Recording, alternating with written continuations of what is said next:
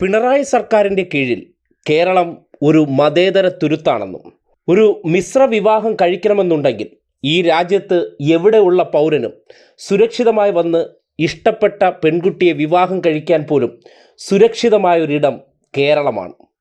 എന്തുകൊണ്ടാണെന്നല്ലേ ഈ വാർത്തയൊന്ന് കേട്ടെ. മതം പ്രണയത്തിനും വിവാഹത്തിനും വിലങ്ങുതടിയായപ്പോൾ കേരളത്തിൽ അഭയം തേടി ജാർഖണ്ഡ് സ്വദേശികൾ. ലവ് ജിഹാദ് എന്നാരോപിച്ച് കടുത്ത പ്രതിഷേധം ജാർഖണ്ഡിൽ നടക്കെ ചിത്തപ്പൂർ സ്വദേശികളായ മുഹമ്മദ് ഗാലിബും ആശ വർമ്മയും കേരളത്തിലെത്തി വിവാഹിതരായി.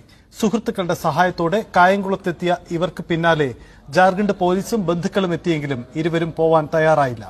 കേരള പോലീസിന്റെ സംരക്ഷണയിലാണ് ഇരുവരും. കേട്ടല്ലോ, ജാർഖണ്ഡിലെ ചിത്തപ്പൂർ സ്വദേശികളായ മുഹമ്മദ് ഗാലിബിനും ആശാ വർമ്മയ്ക്കും പ്രണയിച്ചു പോയി വിവാഹം കഴിക്കണം. ആ നാട്ടിലാണെങ്കിൽ അങ്ങനെ ഒരു സംഭവം ഉണ്ടായാൽ ഇന്നിപ്പോൾ ജീവിച്ചിരിക്കുന്നുണ്ടാകില്ല. നേരെ കേരളത്തിലെ കായംകുളത്ത് വന്നു വിവാഹം നടത്തി, അതും കേരള പോലീസിൻ്റെ സംരക്ഷണയും. വിവാഹം കഴിച്ച രണ്ടുപേരും ഈ സംസ്ഥാനക്കാരല്ല. എന്നിട്ട് കൂടി ഈ നാട് അവർക്ക് സുരക്ഷ ഒരുക്കി. അവരെ തിരികെ കൊണ്ടുപോകാനായിട്ട് ജാർഖണ്ഡ് പോലീസും ഇവിടെ എത്തി. വെറും കൈയോടുകൂടി മടങ്ങി പോകേണ്ടി വന്നു. എന്ത് മനസ്സിലാകും? ഇവിടുത്തെ ഏതെങ്കിലും ജമാഅത്ത് ഇസ്ലാമിക്കാരനെ കണ്ടിട്ടാണോ? SDPI കണ്ടിട്ടാണോ? സംഘിയെ കണ്ടിട്ടാണോ? കോൺഗ്രസ്സുകാരെ കണ്ടിട്ടാണോ? എങ്കിൽ അവർ ഇങ്ങോട്ട് വരാൻ ധൈര്യപ്പെടുമായിരുന്നു. ഈ നാട്ടിലിരുന്ന് ഇവിടുത്തെ ഭരണകൂടത്തെ പല തരത്തിലുള്ള ചാപ്പ കുത്താൻ പരിശ്രമിക്കുമ്പോൾ ഇതര സംസ്ഥാനങ്ങളിലുള്ളവർക്കറിയാം കേരളം എങ്ങനെയുള്ള തുരുത്താണെന്ന്. ഇടത് സർക്കാരിൻ്റെ കീഴിൽ കേരളത്തിൽ മതേതര പുരോഗമന കാഴ്ചപ്പാടുള്ളവരാണ്. ഇവിടെ അവർക്ക് സ്വൈര്യമായി ഒരുമിച്ച് ജീവിക്കാൻ കഴിയും. അതിനുവേണ്ട തണലൊരുക്കാൻ ശേഷിയുള്ള സർക്കാർ സംവിധാനങ്ങളുണ്ട് എന്ന് ഇതര സംസ്ഥാനത്തുള്ളവർക്ക് പോലും ഉറച്ച വിശ്വാസമായിരിക്കുന്നു. അതിൻ്റെ തെളിവാണ് ഈ കണ്ടത്.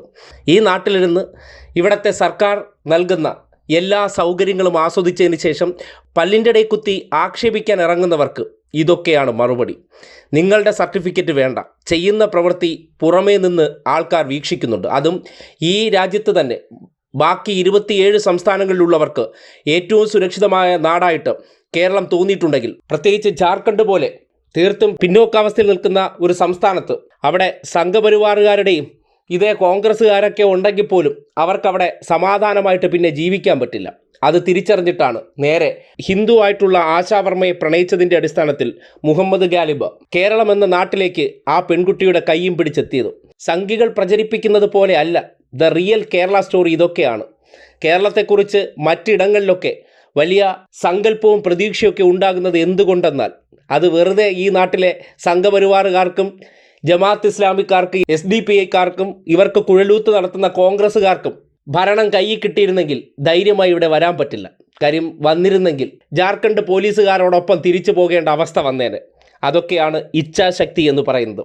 ചിലപ്പോൾ ഇതൊന്നും ഈ നാട്ടിലെ വിഷപ്പാമ്പുകൾക്ക് പറഞ്ഞാൽ മനസ്സിലാകത്തില്ല. അതിനപ്പുറത്തേക്ക് ഈ നാടിൻ്റെ മഹത്വം മറ്റിടങ്ങളിലേക്കൊക്കെ എങ്ങനെ പ്രചരിക്കുന്നു എന്നും ഈ നാട്ടിൽ ജീവിക്കാൻ എത്രമാത്രം സ്വൈര്യമാണ് എന്നും ഇവിടെ ജാതി മത ചിന്തകൾക്കതീതമായി മനുഷ്യർക്ക് ഒരുമിച്ച് ജീവിക്കാൻ എല്ലാ അവസരവുമുണ്ടെന്ന് അന്യനാടുകളിലുള്ളവർക്ക് പോലും അറിയാൻ കഴിഞ്ഞിരിക്കുന്നു. അതായത് ഈ നാടിൻ്റെ മതേതര പ്രശസ്തി ആ നിലയ്ക്ക് സർവ്വ ഇടങ്ങളിലേക്കും പ്രചരിക്കുന്നു എന്നുള്ളതിൻ്റെ നേർ സാക്ഷ്യമാണിത്.